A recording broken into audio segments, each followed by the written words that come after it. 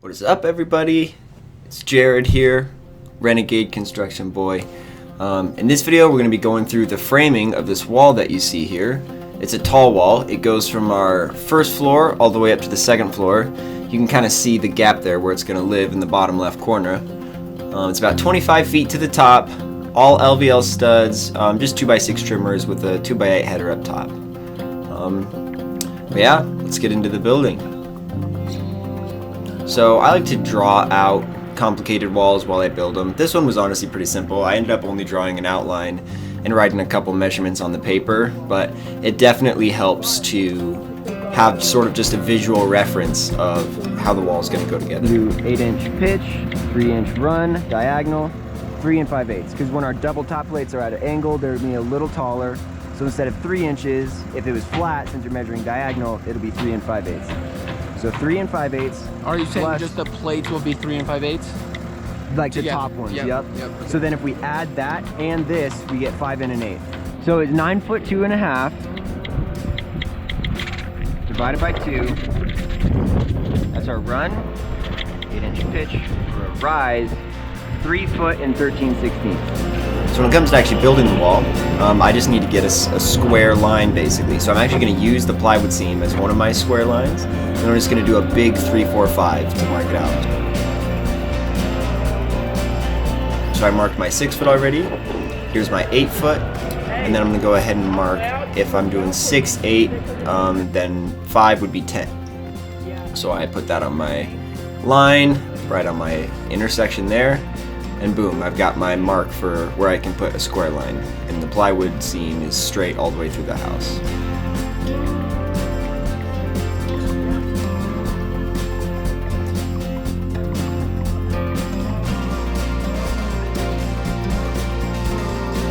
So I can nail my bottom plate to that, just to give me a nice straight thing. It's not going to move when I bump it with the stud, when I hook it with the tape measure. It's not going anywhere, which is really valuable when you're doing a wall that's so critical in the numbers. And our end studs we determined with math, always. I just think it's a little bit, well, it's always more accurate than a chalk line can be. Don't get me wrong, I've messed up a wall with math too, but it's just, I don't know, it's a little more definite. Same thing with our top plates. We just get our diagonal measurement.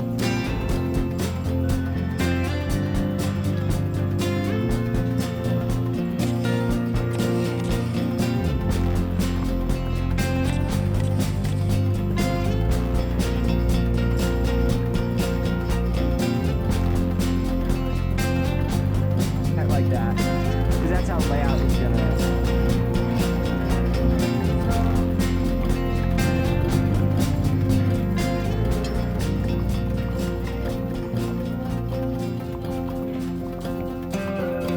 So right here is a great way to do transferring layout. This is actually the reason we use a crayon. It sort of just replaces the X. You can do it in one fluid motion. And I'm not gonna lie, I started doing it because I liked how it looked. I like the colors, fullness of it. But it turns out to be a little bit more efficient too.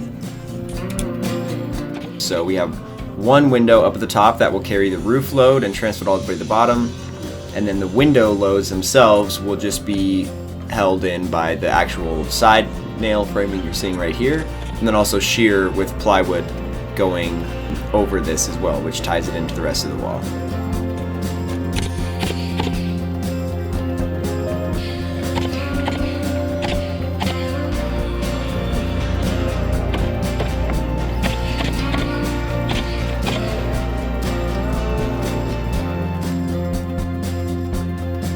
We had an LVL stud in the middle too, just to tie the top plates together and get it all nice and strong. See here how they fit when we measure them. How we did measure those is I actually just hooked the bottom plate and pulled all the way up to the top, and then just subtracted 1.5 inches. So our corners and king studs were done with math, and our regular studs I just measured with a tape measure.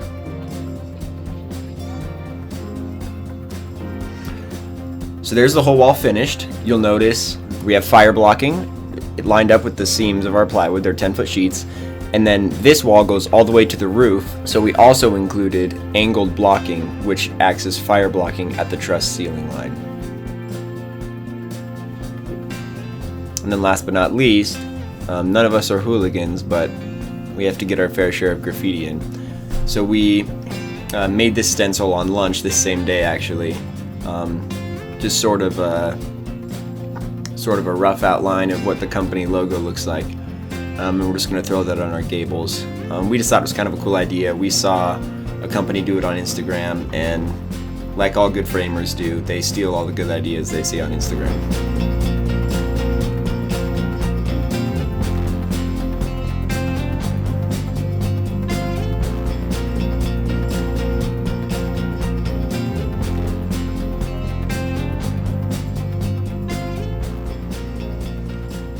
So now with all that, it's all sheeted, it's now tagged up and ready to advertise. So all that's left is to do sub-fascia. Table. Now this is also our first time pre-installing sub-fascia on a wall. And this wall has pretty big eaves. This is actually one of the smaller eaves at 2 foot of an overhang. It goes up to 3 feet in some spots on this house, which is pretty nuts. We just measure our diagonal, so then we can have it get that 22.5-inch overhang.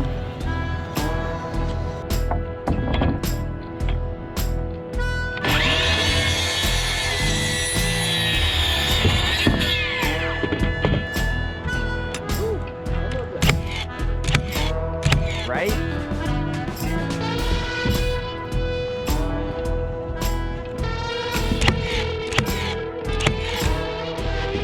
Mark our layout for where our little studs, I guess, would go. I don't know. I actually laid it out so that they'll be in line with our roof sheathing, which is kind of cool. Not really necessary, I guess, but just, you know, might as well.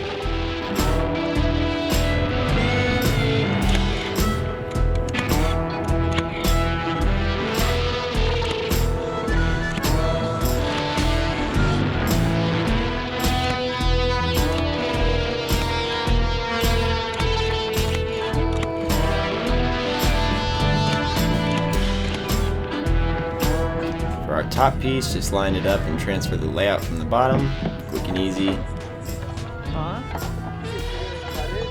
Although I wish I had done it on the edge so I didn't have to bend over and look at the bottom.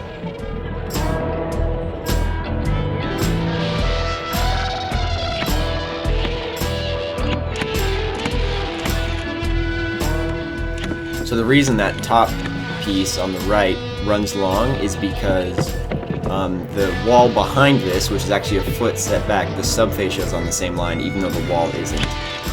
Special shout out to Tim from Awesome Framers. I reached out to him over the weekend, and he gave me some advice for how we're going to tie those in and build our next wall. I'm really thankful for that.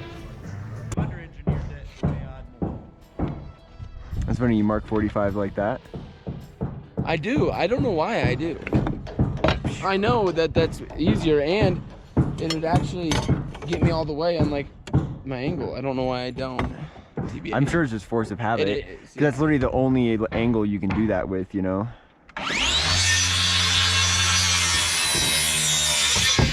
So we installed these little angle braces just to support the sub-fascia until we get roof plywood on, which we'll just hold it on kind of through tension and tied in with the trusses.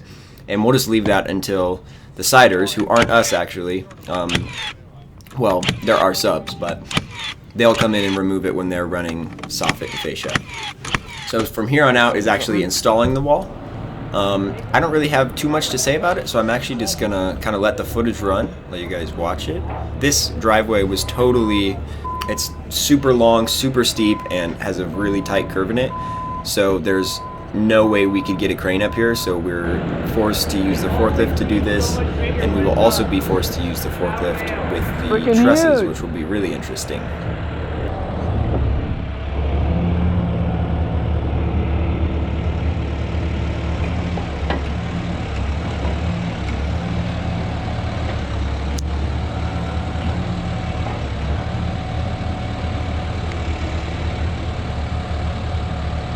No, look, yeah. No, no. Oh, that works. Go. I got it.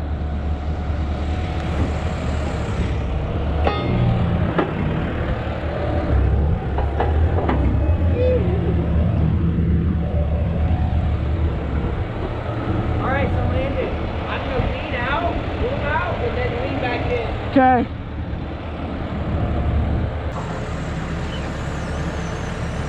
Go down and out.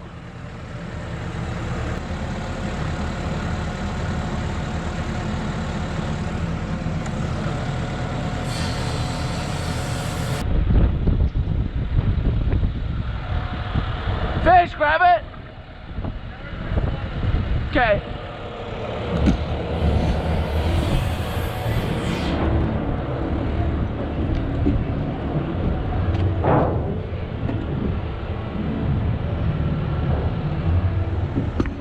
Okay.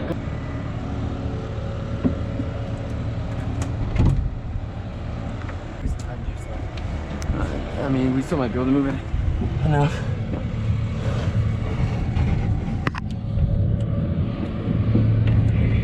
Freaking in.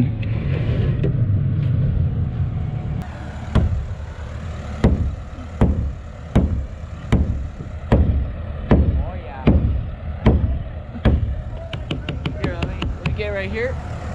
See your line? Do not, yeah. Nice. View. More. Alright, so that is the whole wall framed and stood right there. I didn't get a video of it, but I do have this wonderful picture. But it fitting great. It's all ledger locked in at all the connection points. And finally filling in the gap of our first exterior wall.